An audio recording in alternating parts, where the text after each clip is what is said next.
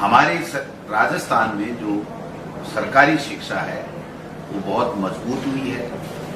शिक्षकों की भर्ती हम लोग कर रहे हैं। आपने देखा होगा कि जब बीजेपी गई थी तब 28,000 के लगभग टीचर्स को कहने को तो नियुक्ति देती थी, लेकिन मैपिंग हुई थी, वो कोर्ट में उलझा हुआ था और वो लोग बाग स्कूलों में नहीं जा पा रहे थे, उनको बाहर निकाला।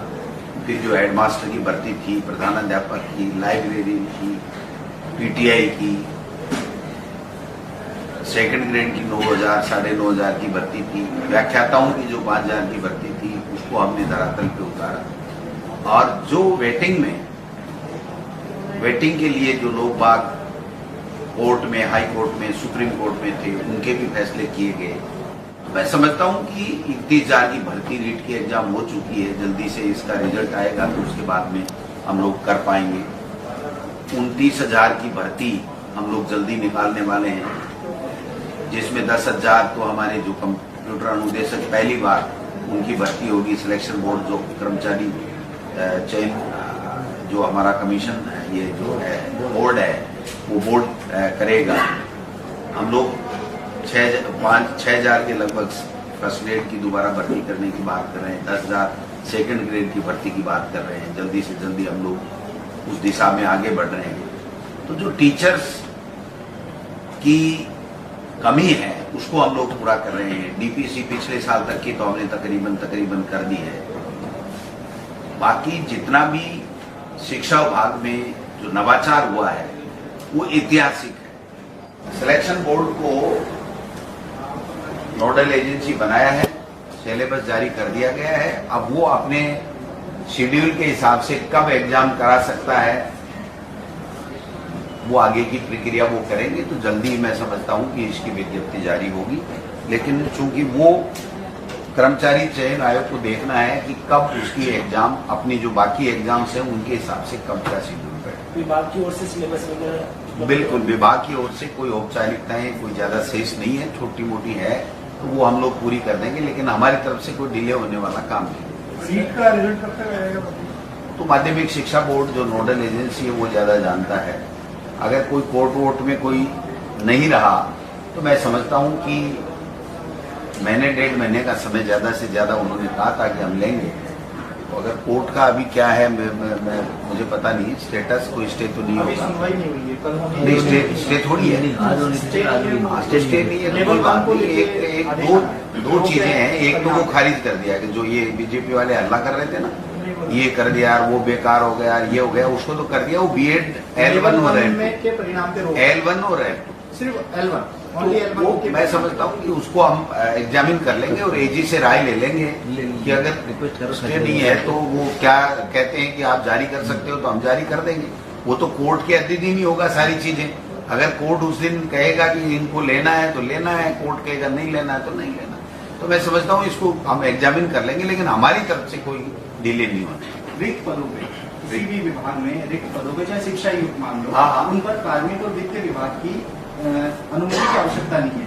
23 सितंबर 2011 को भी एक ऐसा आदेश कार्मिक विभाग ने निकाला था, लेकिन आज तक उस पर अमल नहीं। देखिए, जो वित्त विभाग मुख्यमंत्री जी नहीं, वो वित्त विभाग के द्वारा एक परिपत्र जारी हुआ है कि अगर किसी विभाग में कोई पद खाली है, स्वीकृत पद खाली है, तो उसके अगेंस्ट में आप इस तरीके से सुविधा जो भी लोगों को ले सकते हो। तो वो तो जो विभाग जिससे लागू होता है वो विभाग अगर उचित समझता है तो वो कर लेता है, उसमें तो कोई बड़ी बात नहीं। ये तो अपने अपने सब विभागों के लिए वो कि ये किसी एक पर्टिकुलर विभाग के नहीं है कि जब जहां ज्यादा पद रिक्त होते हैं तो वहां सरकार ये तय करती है कि भाई ये इस तरीके से आप लोग मानदेय के ऊपर या किसी तरीके से ये ले सकते हो। वो परिपत्र जारी हुआ है, हमारे संज्ञान में है। मेरा ये सवाल है कि पूरी प्रक्रिया होने के बावजूद भी, कार्मिक विभाग द्वारा आदेश निकालने के बावजूद भी अभी तक इसको अमल में ही नहीं लाया गया। वापस से आदेश निकाल, उस समय भी कांग्रेस सरकार थी 2011 में। नहीं, अमल में तो जिसको लाना होगा लाएगा, क्यों नहीं लाएगा? जिस विभाग को जो जरूरत होगी करेगा अपना काम। कार्मिक विभाग का है, इसमें शिक्षा विभाग को स्पेसिफिक सारे विभाग नहीं, मेरे संज्ञान में मेरे भाई, मैं दलित भाई, मेरे संज्ञान में है, मेरे संज्ञान में है। अधिकारी ने नहीं बताया? नहीं, क्यों नहीं बताया? मैं तो पढ़ता ही मैं खुद ही अधिकारी के बाद में जाता है।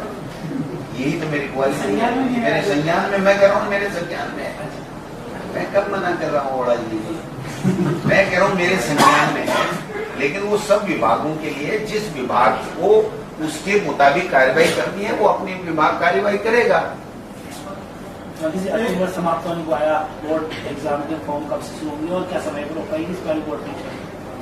क्यों नहीं होगी? अभी तो पूरी उम्मीद रखनी चाहिए आपको। आज की तारीख में ये कहना कि साहब बोर्ड की परीक्षाएं नहीं कितनी होंगी, तैयारी है? टाइम टेबल सब कुछ हमने जारी कर दिया है, कैलेंडर हमने पूरा जारी कर दिया है और माध्यमिक शिक्षा बोर्ड का कैलेंडर भी जल्दी जारी हो जाएगा। एग्जाम हो संभावना है क्या है, ठीक समय पे ही चालू हुई है, स्कूलें भी कोई ज्यादा लेट नहीं हुई है।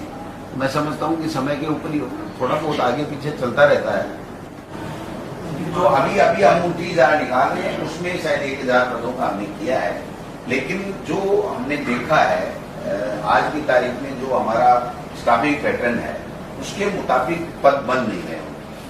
फिर भी हमने चेष्टा की है कि इसको स्टाफिंग पैटर्न को दोबारा हम रिव्यू करेंगे, तो रिव्यू करके थोड़े बहुत पद उसमें बढ़े जिससे उन लोगों को भी, उन शिक्षकों को भी राहत मिले।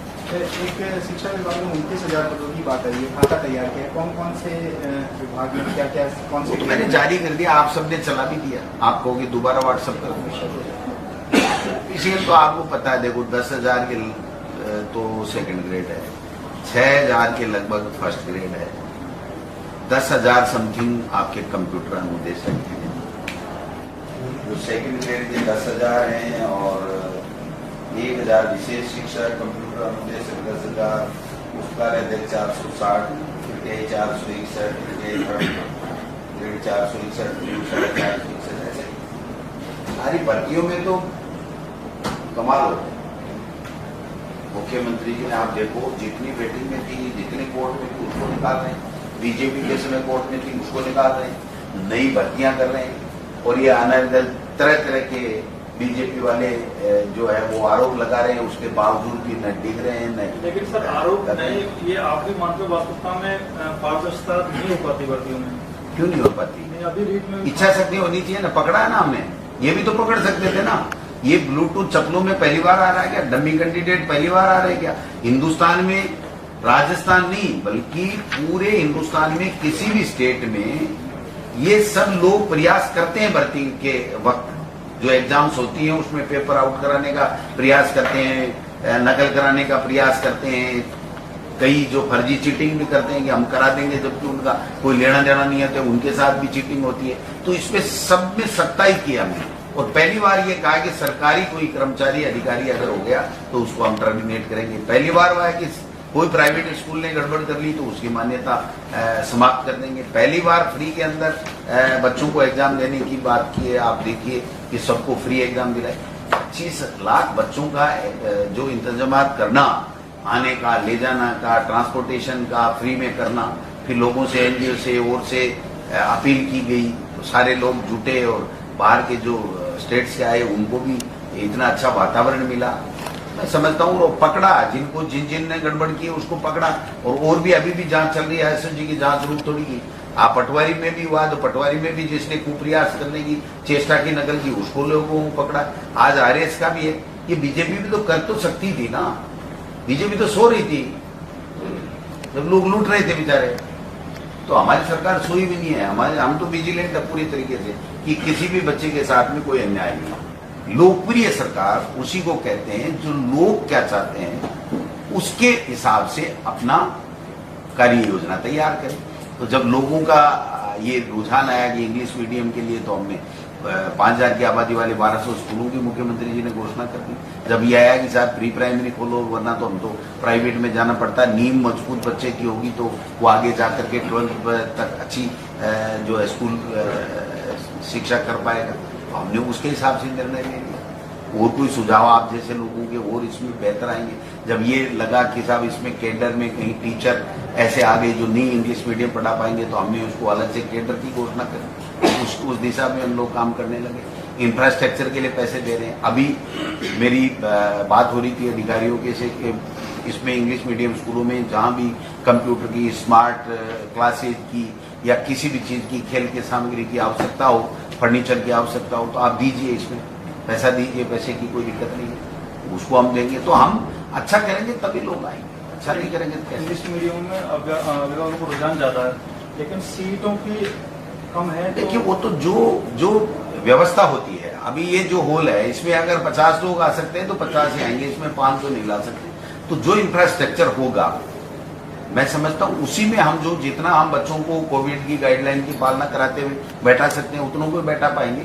लेकिन आप निश्चित मान के चलिए कि धीरे धीरे जब इसका विस्तार होगा तो इसका बहुत बड़ा एक लाभ हमारे जो गरीब परिवार हैं, जो छोटे व्यापारी हैं, दलित हैं, माइनॉरिटी के लोग हैं, जो EWS में आने वाले लोग हैं, ये इन सब